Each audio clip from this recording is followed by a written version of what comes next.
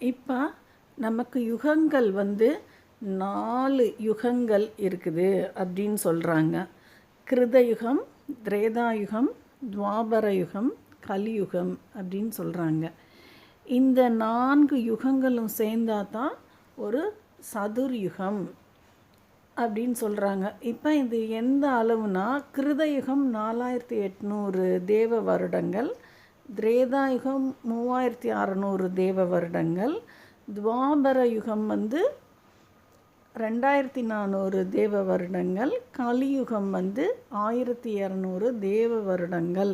இப்போ மொத்தம் 12000 தேவ வருடங்கள் அப்படின்னு சொல்கிறாங்க.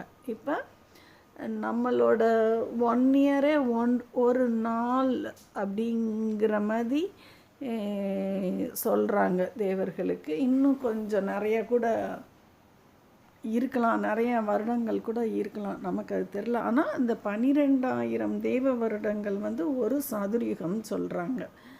இப்போ இந்த மாதிரி 2000 சதுர்யுகங்கள் சேர்ந்துச்சுன்னா தான் பிரம்மாவுக்கு ஒரு நாளாம். பிரம்மா தன்னைத்தானே சுற்றுறதுக்கு அவருக்கு 2000 சதுர்யுகங்கள் ஆகுது அப்படின்னு சொல்கிறாங்க.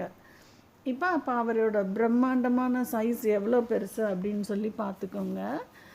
இப்போ அந்த பிரம்மா போல் 100 மடங்கு பெரியவராக நம்ம அந்த விஷ்ணு லோகம்.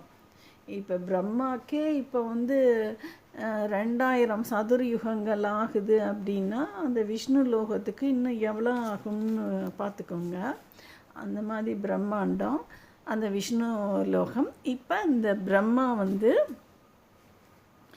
ஒரு நாளையில், அவருடைய ஒரு நாளையில் 28 மனுக்கள் ஆட்சி புரிகிறாங்க அப்படின்னு சொல்கிறாங்க இந்த யூனிவர்ஸை.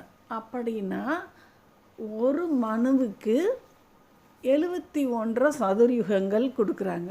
ஒரு மனு ஆட்சி பீரியட் கிட்டத்தட்ட 71 சதுர்யுகம் வருது.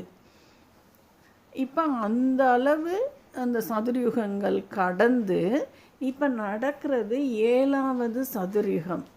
இப்போ தான் 1/4 1/4 பிரம்மாவுக்கு ஒரு 4ல் ஒரு குவார்ட்டர் போர்ஷன் அவர் திரும்பியிருக்கார் தன்னோட டைரக்ஷனில் இருந்து. அந்த மாதிரி இன்னும் அவருக்கு ஒரு நாள் கூட முடியலை. இப்படி அவர்